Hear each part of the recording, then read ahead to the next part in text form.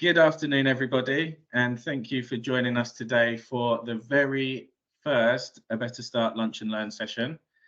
We're very lucky to be joined by Elaine today, who's going to be teaching us all about the wonderful world of early maths. But before we do that, if I just give you a bit of an outline of what these sessions are, because we've got quite a few planned over the next year.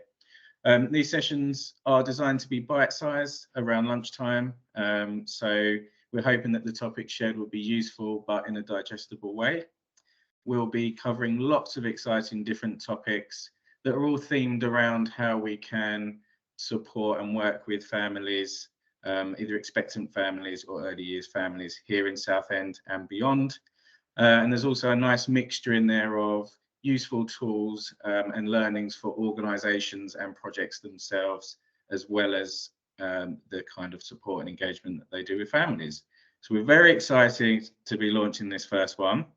I know that Elaine is pumped and ready to go on this. We've got a great session lined up. So if it's okay, Elaine, I'm going to hand over to you for the content. Okay. Right, I've not used Teams for quite a while, so bear with me, but hopefully the sharing is going to work. If it doesn't work at some point, maybe Nikki, just let me know. Okay, right, so here we go. Oh, PowerPoint Live, I've not used that before. That's a new one for me. But is that working? Can you see that okay? That looks perfect, Elaine. That's coming through great. Okay, so welcome first of all. My name's Elaine Taylor-Brown. I'm actually a teacher here in Southend over at Friars Primary School. My career has always been working in early years, and I began my career as a nursery nurse. So child development is my particular passion, and the importance of play. And as the years have gone on, actually maths has become another passion of mine. I'm really lucky to be working with Better Start this year on delivering almost a year-long programme with families and settings here in Southend. And it's really lovely to be the first person to open these wonderful lunchtime sessions. So hopefully I'll get us off to a great flying start. I'll just ask if anyone's not on mute, that would be great. I just want there to be a differentiation. Thank you. Right, let's get started. So what is the programme that I'm running in Southend? Well, it's called Early Maths Matters, and it's actually a great project. It's something new that I've not done before. It's a long-term project, and it's aimed at really looking at how we can support settings as well as families and how that supports children. Because actually, you know, working with settings is one thing, but actually we know from all the research that we need to really be looking at how we work with families, which obviously is the sort of work that you guys do. So the course that I'm running this year in Southend for the settings, we come together throughout the year. And really a lot of it is about raising people's confidence with maths, which we're going to come on to later on. And it's also about helping people understand mathematically what is it that small children need to learn. How can settings make their maths offer even better? How can they have an improved environment? How they can support their colleagues? And ultimately it's about a long-term shift in attitudes towards maths. I'm sure many of you have gone on courses before, you know, a one-day course or something like this, something short like this. And there's no doubt you'll take something away from this, I hope. But if we want really long-term change, and it's about how we can develop that over time. So that's what's happening for our practitioners in Southend. For children, we want our children to really enjoy maths. We want them to achieve more highly in maths, obviously. We want them to have this love and fascination of maths. And we want to make sure that the settings they go to are, you know, offering richer and richer maths opportunities. But then this next part is where a lot of you come in with your work. It's about how we support parents and carers. And actually today, I'm here today at SAVS with Roger just next door, not Richard, although Richard is, Roger's next door. But today, this morning, I've been here running a stay and play with parents to develop early maths and really help them realise how they can support their children at home. So for a lot of the work that I'm guessing a lot of you do working with families, it's really important that we can think about how you can engage your families you work with. You know, there are children who perhaps aren't in settings yet. So how can we help them to have those improved home learning environments? How can we help parents to feel more confident? How can we show parents, actually, do you know what? You haven't got to spend a lot of money. You haven't got to sit them on iPads and phones and apps all day. What you've got to do is play with them, talk with them, read with them, take them out in the fresh air, go to the park, go to the beach. So it's really, a lot of this work is about how we can really empower parents. Okay, so but whether we like it or not, there is a really big problem with maths, especially in, you know, in society here in England. There's a huge issue with maths, and I think that can be really illustrated by, if I talk to you about reading and how do you feel about reading, probably many of you probably would enjoy reading. You might say, oh yeah, I'll go on holiday, I read a book, I get lost in books, you know, I escape, or I read to learn new things, or I read to cheer myself up, or I read to, you know, develop my imagination. Most people love reading, and will read, whether it's reading online, as we all do every day, when we click on things and get lost in social media videos and those sort of things, or whether it's going to bed with your favourite book on at night or on holiday. So reading, generally, people feel quite positive about. And if you are someone who didn't feel good about reading, maybe if you found reading really difficult, you're probably not really going to admit that in public. You're probably not going to laugh and say, oh, I can't read, and laugh about it. But unfortunately, with maths, it's a bit of a different ball game. With maths, people are very flippant in saying, oh yeah, I'm rubbish at maths. And if you say to people, how do you feel about maths? Yeah, there are people who love maths. There's also people who don't like it, who are actually terrified of maths, who are scared of maths, who think they're rubbish at it. And we have to look at where that comes back to. And unfortunately, for many people, like myself included, it might go back to someone a bit like this, and perhaps how you were taught maths. Primarily, I'd say at secondary school. So we've got to really think about that. You know, if we're not feeling positive about maths ourselves, and we're in a role where we're supporting families and supporting children, and perhaps we're working in settings, if we have this negative attitude towards maths, what impact's that going to have on what we offer to our children, how we support our families that we work with? And there's been so much evidence that shows actually, for some reason, it's perfectly okay for people in our society to say they're rubbish at maths. In other parts of the world, you would not say that aloud. You just wouldn't say that. People would be like, what? You're not, what? How can you admit that? But here it seems to be okay.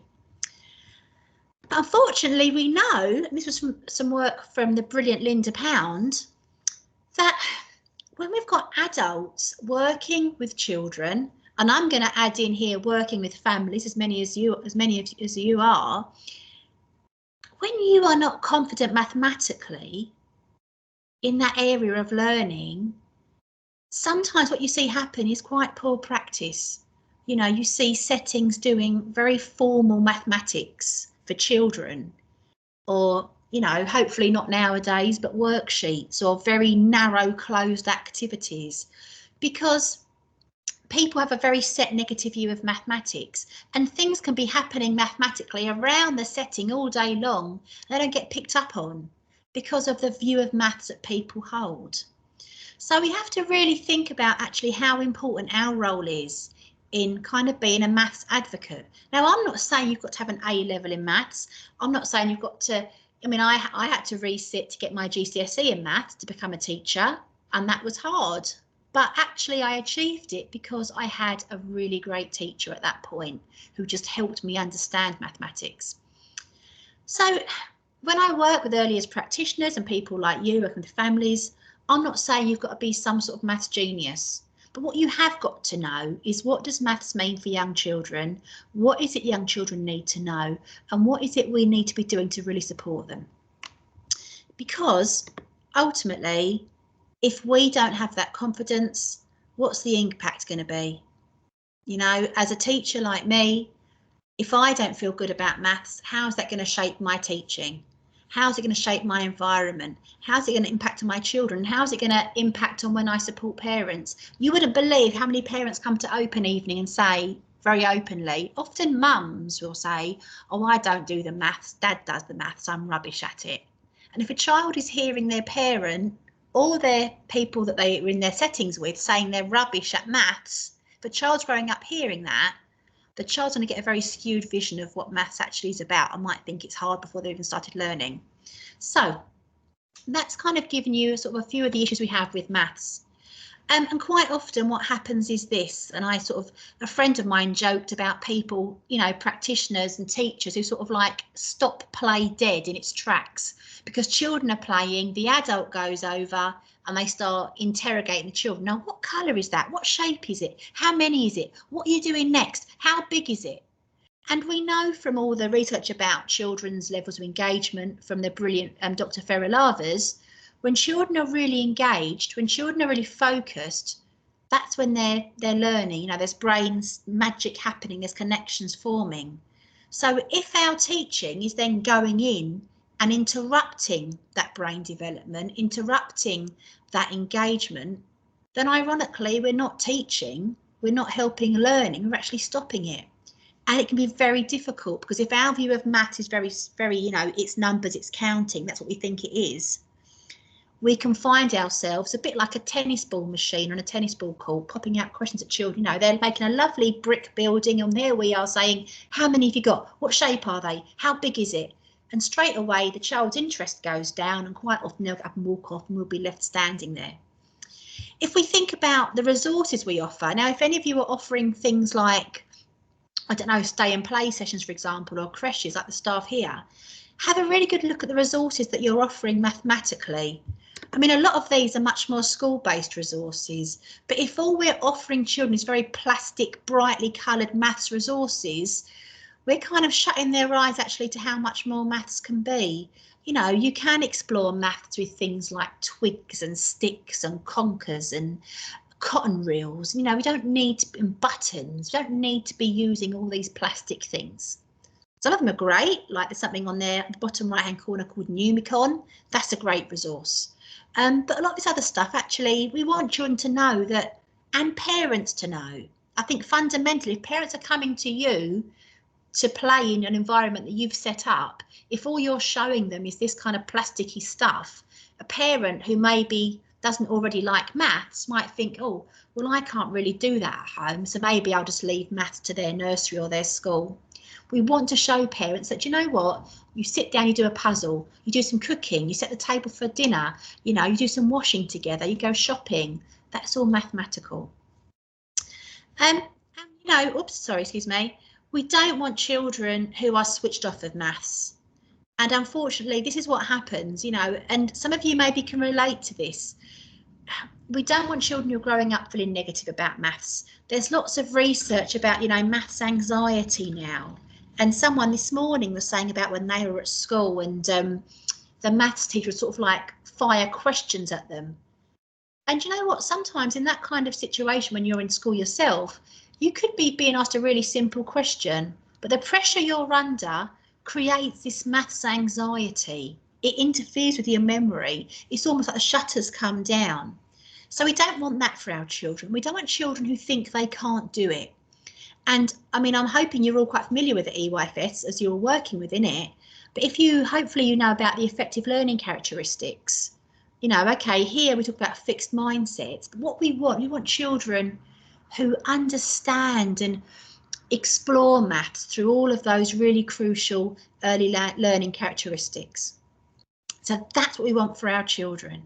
We don't want them switched off at the age of 3, 4 or 5. So we're not going to watch that, so I've got to put that in. Another tendency we have as practitioners sometimes is because we think maths is all about numbers, and don't get me wrong, numbers are obviously an important part of maths, but they're not all that maths is. Sometimes you just start numbering everything in our setting. You know, we might number spoons, we might number shells. You just start numbering things, and actually, what happens then? It just becomes wallpaper. It becomes nothing because those numbers are just abstract squiggles. Unless you know what 2 means, what 2 of something looks like, that symbol means nothing to you. And as a teacher of many years, I will tell you now, the minute you start numbering your spoons, guaranteed they're going to go missing, they're going to be taken to the home corner, and before you know it, you've got an incomplete set. So we need to really think about, okay, yes, We want children to learn about numbers. Of course we do. That's part of maths. So, but the way in needs to be numbers that make sense to them. You know, today some parents know about looking at numbers on doors, numbers on buses, you know, numbers on their shoes, you know, their badges on their birthdays, numbers on their TV, you know, the numbers of their favourite TV channels. So we need to help children have, from an early age, a real connection to maths. And I mean, obviously, if you're working with younger children, it's not appropriate in terms of safety. But if you imagine for a minute that I was with you right now and I gave you a box of plastic bears to play with or a box of buttons to put your hands in and rummage through, I can guarantee most of you would rather dip your hands into the buttons, because actually they're so much more open-ended, they're so much more fascinating, there's so much more talk you can have about them. You know, a red bear is a red bear, but a red button, it could be a different shade of red, it could be a different size red, a different shaped red. A red button could be some money, or it could be the sun in a picture that you're making on the table out of buttons, or it could be something, it could be anything. So what I'm trying to say to you is think about the resources you have and think about how they can be open-ended, support learning. Okay. Some more examples here. You know, if you think about children playing Skittles, for example, outside, okay, you could go and buy a set of Skittles, but 9 times out of 10 they just get blown over in the wind. Trust me, I know from experience. Or actually you could collect some old bottles and make some Skittles. And when you do something like that with young children, actually making Skittles out of old bottles, straight away so much more learning comes into play.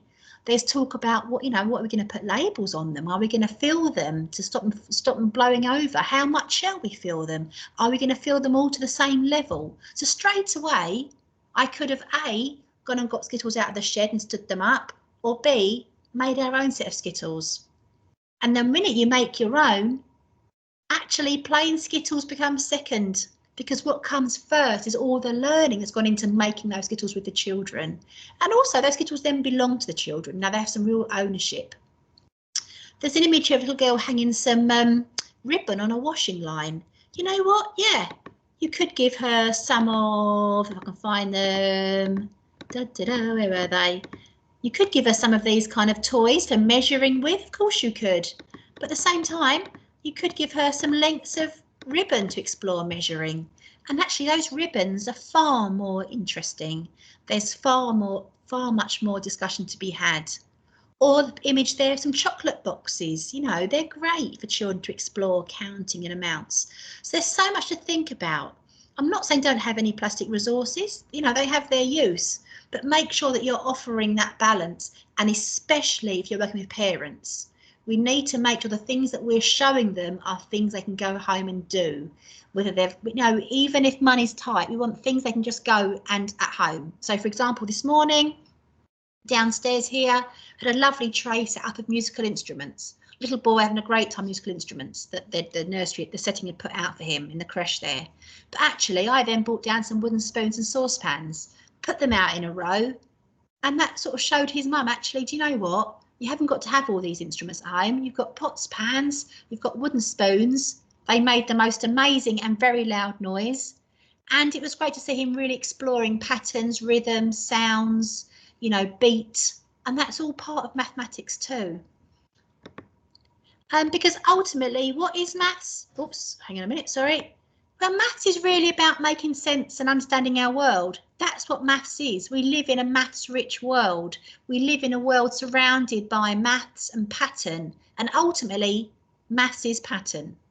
So, you know, looking when you're out with children and, you know, drawing their attention to these sorts of patterns they see around them.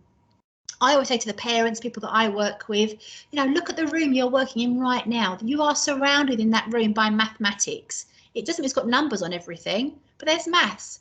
You know, how the room's been set up, how it's been arranged, how it's been organised, all those sorts of things. You know, we live in a maths-rich world. We want our children to see that. So numbers, of course, they're important, but actually there is so much more to mathematics than just numbers. And I really love this quote. This is a quote from a professor from Oxford, in the paper many years ago, well, 2016. It was quite new when I started using it. It's obviously getting a bit old now, like me. But he talks a lot about, this isn't an Oxford professor here, this isn't an early years person like me. This is someone at the highest level of, you know, education here in a prestigious university, saying maths is not just about times tables. It's about spotting patterns in everything we experience and using them to plan and invent. Every day things happen to us in our lives. You know, perhaps you follow the sat nav and get completely lost. So the next time you go out, you remember that experience, and because of what happened to you, then you plan, you invent, you change your course. That is mathematics, spotting patterns, using patterns. And these two images here, I always share these, two of my most favourite films, The Martian and Castaway, and they are both films with main characters who are completely up against it. Obviously, The Martian, well, we know where he is, he's on Mars. Tom Hanks is on a desert island. These are people who look like they're never going to get out.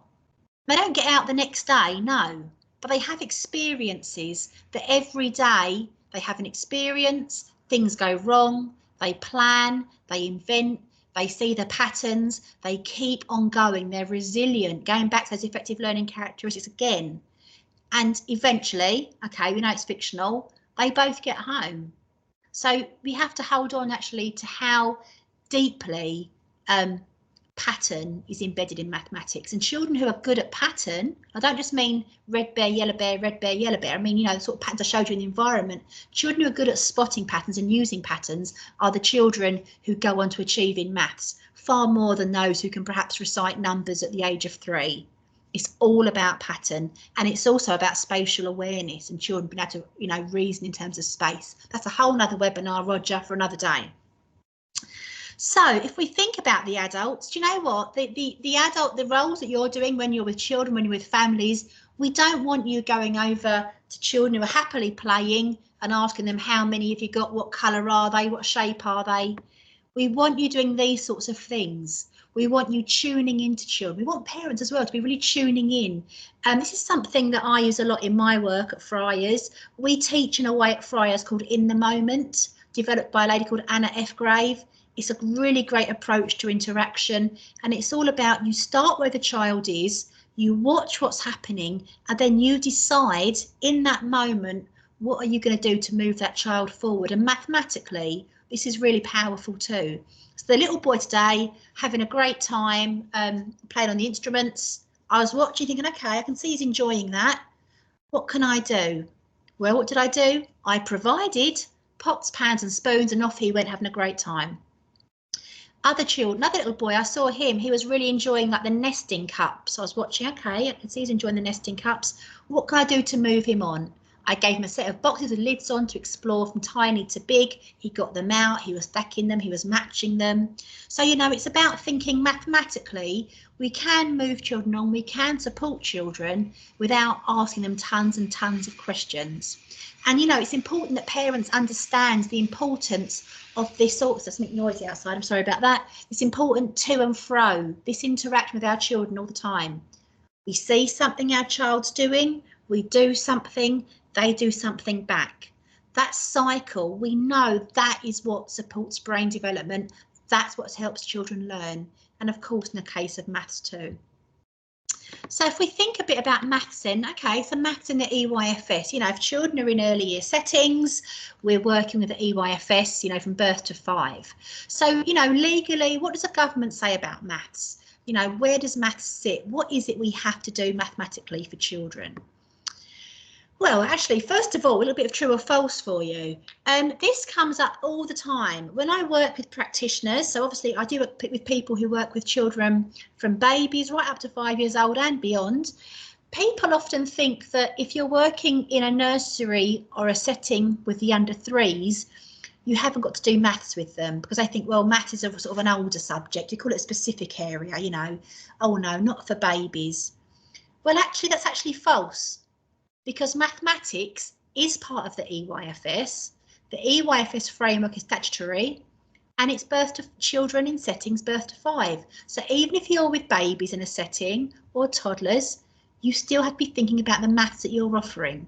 Now, of course, it's not for a minute going to be the sort of math it would be in my reception class or a year 1 class, but we have to think about the mathematical opportunities for children. And if we go back to thinking about if practitioners are not confident mathematically, and then I'm saying to them, okay, you've got to do maths with your babies, goodness knows what things they could end up doing, which is why it's so important that as practitioners, we learn and we understand what we call the subject knowledge and the child development. What is it mathematically babies need to have experiences of?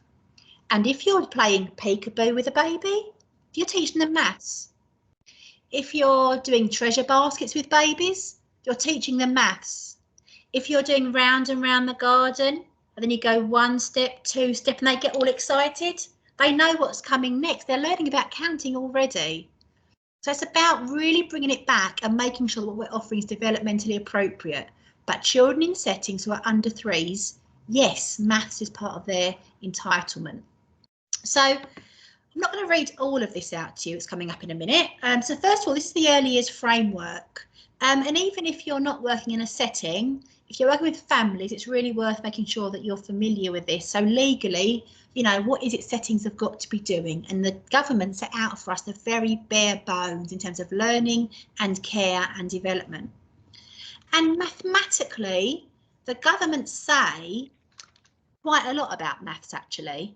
I'm going to read it out to you, but actually, I think this is where some of the issues come, because the government give us what we call an educational programme. So people working in nurseries and working in schools and childminders have to follow this educational programme. But as I read it to you, you might be thinking, well, how on earth does that apply to babies? So the government say, developing a strong grounding in number is essential so that all children develop the necessary building blocks to excel mathematically. Well, straight away, it's all about number. And I'm saying to you, actually, it's not all about number.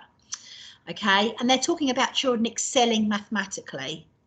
I work with a 6-month-old in a baby room. What does that mean for him or her? Children should be able to count confidently, developing a deep understanding of numbers to 10, relationships between them and patterns within them, and apply understanding using manipulatives.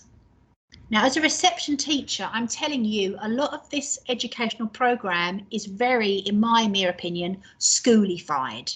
So as a sector, we have to think about how do we make this make sense for children who are much smaller. What else have we got here about children using tens frames? Now, unless you work in a school, you won't know what a tens frame is. We're talking about mastery. Well, what is mastery of maths for a baby? What are we talking about here? And then in addition, it's important that children learn about spatial reasoning, shapes as a measure, and they develop positive attitudes and interests in mathematics, looking for patterns and relationships, spotting connections, having a go, talking to adults and peers about what they notice and not being afraid to make mistakes. There is a lot there, and a lot of it, in my opinion, is very geared towards older children. But the same token, it is in the EYFS, it is the curricular programme for children in settings birth to 5.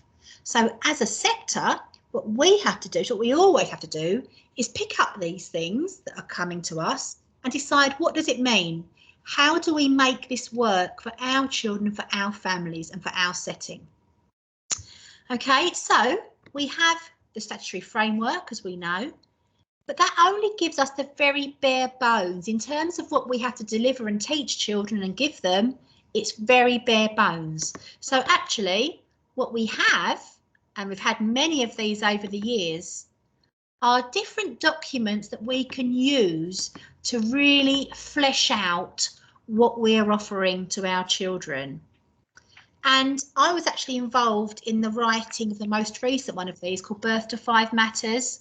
I would say to all of you, whether you're working in settings or not, please check out Birth to 5 Matters. It's a phenomenal document. It covers everything far beyond maths and curriculum. It talks about families and attachments, key workers. It talks about environments. It talks about child development. It talks about play. It's a phenomenal, phenomenal resource. And there's so much in there that I think we could all learn a lot from. And it's a great document, and it's something you can use to really support your teams and develop your practice. So whatever role you're in, please check out the Birth to 5 website and the document. You can download it for free as well. I'm going to give you a little video link I'd like to go and watch now. Now, because I know that it's not always great to watch videos and try from the days of COVID lessons online, it doesn't always work streaming a video. I'm actually going to get the video link, pop it in the chat. I'd like to watch this video and then just come back straight away afterwards, if that's okay, and then we can carry on. Brilliant, brilliant, brilliant. Oh, thank you, guys. Oh, brilliant, brilliant. You're all back. Good. So it's a bit risky always doing that. I think people might not actually come back on again, but I just find when you try and stream, it doesn't really work so well. Doug is brilliant. Doug is really someone whose work's worth looking at. Just better got that out. He's a kindergarten teacher, he's now a professor in America. He's done lots of work about how children's maths develops from babies right through to 8-year-olds. Loads of great resources for families as well. So when I send through some bits to Roger afterwards, I'll send through a link to some of his work. He did a great bit, he shows some great stuff with babies as well, and mathematics, even really small babies. So Doug's brilliant, but what Doug's really talking about is the power of play and how actually we seem to have got a bit railroaded along the years. And, you know, this morning I watched a little boy playing with some wooden blocks, very Froebelian, you know, Frederick Froebel, as he mentioned there. So mathematical. There's so many things that have, you know, Montessori stuff's really mathematical too, but it kind of gets lost along the way. So I really love when he talks about, you know, how good curriculum can help us just get back to the idea that actually maths and play are not separate things. It's how we can bring them together for children, and also how we can help families see that. The families you work with, you want them to know, actually, do you know what? Don't waste your money on apps. Don't waste your money on workbooks. Play some games, you know, play some dominoes, roll some dice, all those sorts of things, you know, sort the washing out or go shopping or make some food together or set the table, or all those basic things are ways which help children develop their mathematical learning. And exactly, you know, another point here again about when we've got teachers or people working with families and children who don't have the subject knowledge and don't have the confidence, it will really limit what we can do to engage children. And for all of you who work with families, it's going to really impact on actually what you can offer and what you can see as mathematical. I'm working actually with Michelle as part of Better Start. She's sort of gone home and said, oh, actually, I can see a lot more now you're saying that, Elaine, things I hadn't thought of before. And that's all it's about, is opening our eyes to actually how much maths there is going on around us. Because we know that actually there are two, if we want children to really succeed mathematically, there are two really key factors. It's a great document from New Zealand. And for children to be really strong in mathematics and confident and capable and to enjoy it, we need adults who, number one, know how to teach maths. So, you know, for young children, how to set up lovely activities. That's really important, how to have the right environment. But at the same time, you've got to know mathematically what's appropriate. So for any of you, if you're working with families, if you're setting up, you know, creches or environments, whilst you're putting things out for the children to do, you need to also know, why am I putting this out? What's this going to help them learn about? What are they going to get from this? What's the purpose of this? So I think quite often we get very sucked into going onto Pinterest or Instagram, and we copy these lovely setup activities that all look amazing for about a minute before the children touch them. But we don't actually know, why is it we're doing this? Why, you know, if we're saying to families to sing number rhymes with their children, why are we saying that? If we're saying snuggle up and read books together, why are we saying that? We need to know, we always need to know why we are offering, why we are suggesting, why we are providing what we're providing for children. So, you know, I said to you earlier on, there's lots of mathematical kind of jargon that comes out, and we have to really pick it up, and we have to really think about putting it back through the lens. Now, any of you really familiar with the EYFS will know that there are 4 EYFS principles that should be shaping everything we do. Beyond maths, everything. And if you want children to really develop and thrive and learn and grow and make progress, you have to make sure that these principles are kind of like the golden threads of what you're offering. Likewise, if you're providing creches or providing support services, these things are really important, even if you're not actually in an EYFS setting per se. Unique child. So I'm going to go back to maths for a minute now, for the sake of this webinar. But mathematically, how do we tune in to unique children? You know, how do we take time to see what is it they're interested in? What are their fascinations? What are they doing? How are they developing? What things are they struggling with? You know, what things are they really great at? Or, unfortunately, quite often in schools now, is it like a sausage factory? You know, everyone's got to be the same. Everyone's got to be the same. Well, we know child development is not like that. So how do we respect unique children? How do we build those relationships? So for you with families, how are you making those connections with families to really support those children in their home learning environments? What's the environment that you're offering? If children are coming to you for sessions, what is it you're putting out? Or if you're supporting parents in their homes, what ideas are you giving parents? And when you really embed those principles, which again are, you know, they're legal requirements, they're statutory, they get forgotten about quite a lot. But if one of those things drops out, if your environment's not right, they're not going to learn and develop. If the relationships aren't right between, you know, children and staff and parents, outside agencies, if we haven't got that really sort of, you know, that relationship-based approach, they're not going to learn. If we're not really tuning in, watching children, having that fascination with them, they're not going to learn to the best of their ability. So those are things we have to hold on to all the time.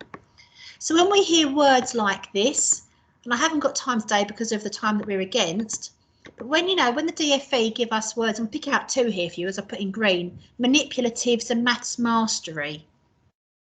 What does that mean to me? I work with babies. What does that mean? What do you mean manipulatives? What do you mean maths mastery? I'm talking about, you know, secondary kids here. This is what the government want for early years children. So what are we talking about? We don't want to be back here again, do we? No, we do not. We have to stop and say, okay, this is our guidance. This is what we're working with. How can we pick it up? How can we use it? How can we make it work for our children and for our families? We don't want families to feel disempowered. We want children to be switched off. Well, we have to come back all the time to these principles. So manipulatives. Now, the term manipulatives in terms of maths education are bits of kind of maths equipment that children use primarily in schools, really, that help them learn about numbers. If you've got kids in school yourselves, you might know some of these things. But, you know, that won't be appropriate if you're working with babies and toddlers, will it? Or nursery children. So actually, what sort of things are we thinking about? Treasure baskets. Obviously, this comes with health and safety here with the buttons, obviously, but with older children, no, buttons are great. Fingers and toes. There's something called, I think it's called finger gnosis, about children who use their fingers for counting and use their fingers confidently. It really supports mathematical development. Thankfully, the days of sit on your hands and use your fingers are over. We want children counting, we want children using their fingers all the time. Cotton reels, wooden blocks, you know, leaves outside, treasure baskets. These are all manipulatives because children can use them, play with them, move them, explore them to learn about numbers and patterns. In school, again, you might see things like this. We've got these sort of black and white grids here. We've got a 5 frame and a 10s frame, and children will use those to help count. But again, if you were in a nursery setting, you could use those sorts of grids, but with buttons, couldn't you? Or pebbles or cotton reels. So children can still explore these ideas. Dice, dominoes. If you're working with preschool children, please tell your parents about playing dice games and domino games with children. In my reception class, they adore the number blocks, are great. And again, back to the fingers. So when we say manipulatives, it hasn't got to mean go and buy something really big and expensive. It can be these sorts of real life, we often call them loose parts, sorts of resources. But then you've got words like mastery, building blocks, excelling. What does that mean? And for this, I'm going to take you back to this fantastic image, which again, I'm going to share with you when I email Roger later on. A great image from some work that took place up in Nottingham, really pulling apart what is mastery. In schools, mastery is massive. It's a big approach that's come over, I think, from Shanghai. Some schools buy into all these fancy mastery schemes and, you know, workbooks and all of this. That's not what we want for our small children, is it? To me, mastery of anything, whether it's maths or anything, it's about children being confident, assured, resilient, children who really understand their learning, children who just know stuff so deeply because they use it and apply it all the time.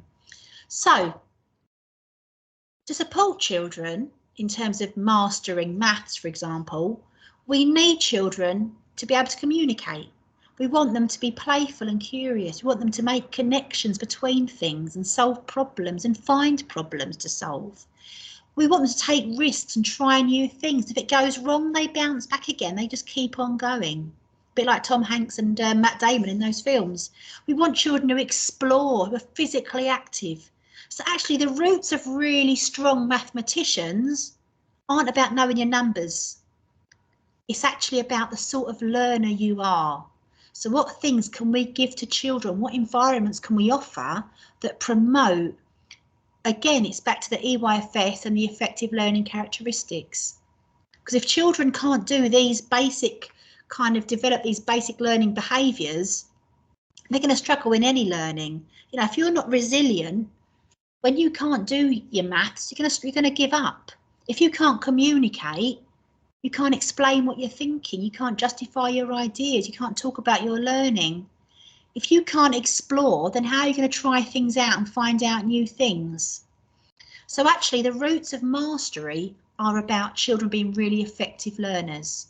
And even back to home environments, we can support parents. You know, do children at home have time to explore? You know, do they get to go out to the park and go out into the woods? Do they get to be playful and curious? Do they get to talk and communicate? All these kind of things. When they go shopping, do they help solve problems? Oh, I need 2 apples. You've only got me 1. Can you get me 1 more, please? And from those roots that we have to really nurture and plant so carefully, this wonderful little child grows and flourishes. And I think being a practitioner like me, when I'm with the children, I think, do you know what? It's like being in, Frederick Froebel developed the kindergarten, the children's garden. To me, when you work with families and children, it's a bit like you've got a garden, you're tending your garden. Every family in your garden is like a plant. They're all completely different. Every child in your care is a little plant in your garden. They've all got different needs. They've all got different roots. Some of the children coming to school don't have the roots you really would want them to have. You can't make them grow any quicker. What you've got to do is nurture the roots, help them develop their roots further. So the child grows. But if we think about plants, having strong roots is really important, but it's not enough. A plant can't live forever on roots alone. What it needs is us, and for you with families, it needs you with your watering can, pouring your water on. And in terms of mathematics, we need to be pouring the water on, not too much, not too little, just right.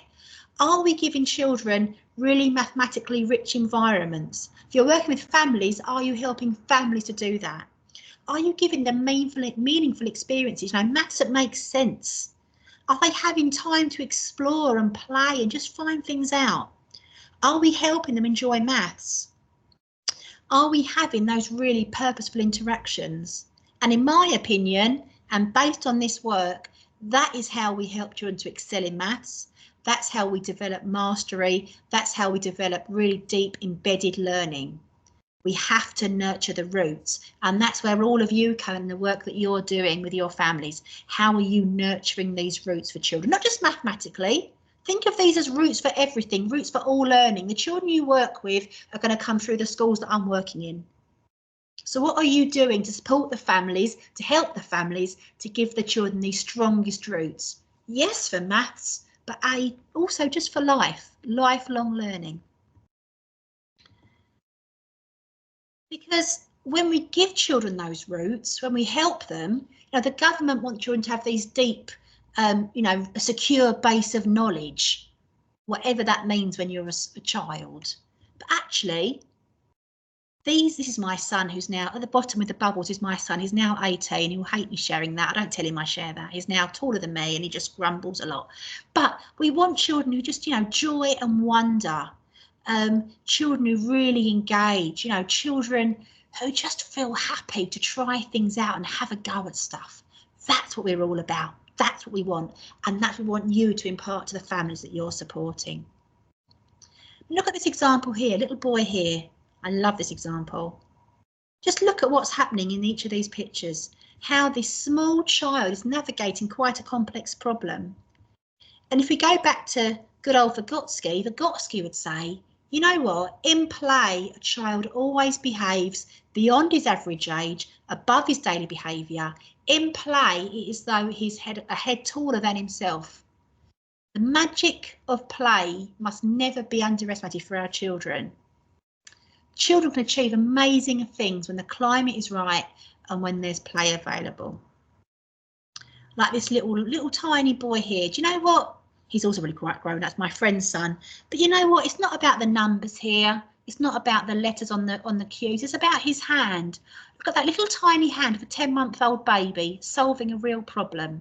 How to fit his cubes and just moving things around. In play, children can do so much. Little girl here, she's now at secondary school, wanted to learn to skip with me in reception, came out into the garden, couldn't skip, having a complete nightmare with it. Did she give up and walk away? No, of course not, because she's a resilient learner. She persevered. She found a connection, actually. She found that she did I think she was doing 2 little jumps, 1 big jump, 2 little jumps, 1 big jump, 2 little jumps, 1 big jump. She found a pattern, she learned to skip. Algebra at age 5, because in play, children behave beyond their age. Ultimately, this is going back to some work from 2009.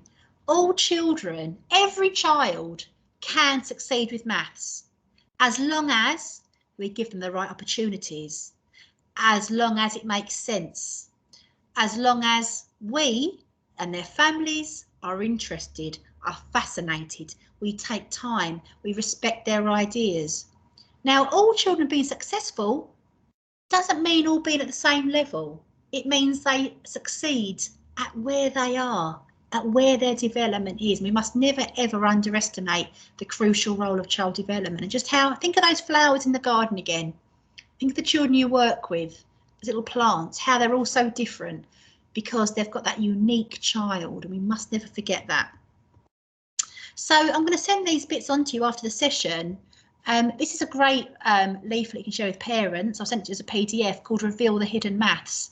Well, because actually maths is everywhere. The problem is that we miss out on it. And if we miss out on it, then we're not helping our children to see it either. There's some great little bits in here that you can give to parents just to help them realise actually how much maths there is. And if we stopped thinking of maths as a separate entity and thought of maths actually as life itself, it's like pulling out the maths every day that we explore, our children and our society would have a far different attitude towards it, is what I believe. I'll also send these through to you. I developed these with Better Start. I think these are quite useful.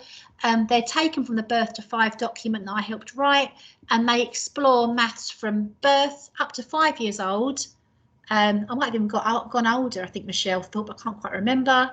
And these are leaflets you can share with parents that help parents think mathematically what things might they see their child doing at different ages, what things their child might enjoy, what things they can do with children at home, and they're all low cost, no frills, simple real life stuff, and some sort of ideas about songs and things to sing with children. So I'll share those, I'll send those through to Roger straight away when we're finished.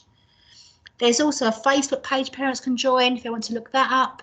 It's still quite small. I'd like to grow it a bit more if possible, if you want to help us with that.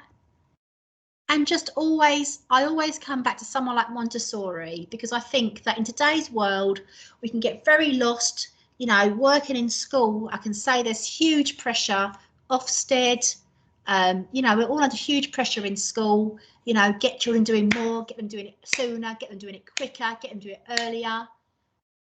Actually, do you know what? I always look back to someone like Montessori, who actually she set her stall out a long time ago now. And actually what she says, which I'm going to show you in a second, still stands the test of time. she says, if she can get it to work. Montessori said, we have to sow the seeds of maths very, very carefully. We cannot confuse, it's a bit deep on for a Friday, so I'm sorry, but it's got good meaning. We cannot confuse the trunk of the tree with the branches, and we cannot expect good branches to run a dead tree. Many people reduce maths to feats of memory. Okay, if we just make a child learn that 3 and 3 is 6, or 2 times 4 makes 8, we construct a tree with branches attached, and in doing so, we've created an illusion. Instead, she says, we have to plant that. Think about that plant, that flower I showed you, that image of the flower. We plant that seed carefully, and we can stand back with our watering cans when we need them, and we can watch the branches grow. We can watch the plant take firm root, sprout leaves. We want children to grow organically. We want them to grow confident and strong and feel comfortable with mathematics. Just teaching them random facts isn't going to give anyone any joy. It doesn't really give them any deep level learning. So keep on with your work, with your families, keep on planting those seeds, because your work is so critical, and we all know how important the early years are. So thank you for all you do. Thank you for today. I'm coming to the end. I hope you've enjoyed it, and I will make sure you get everything following on from the session. And that's the end. Thank you very much.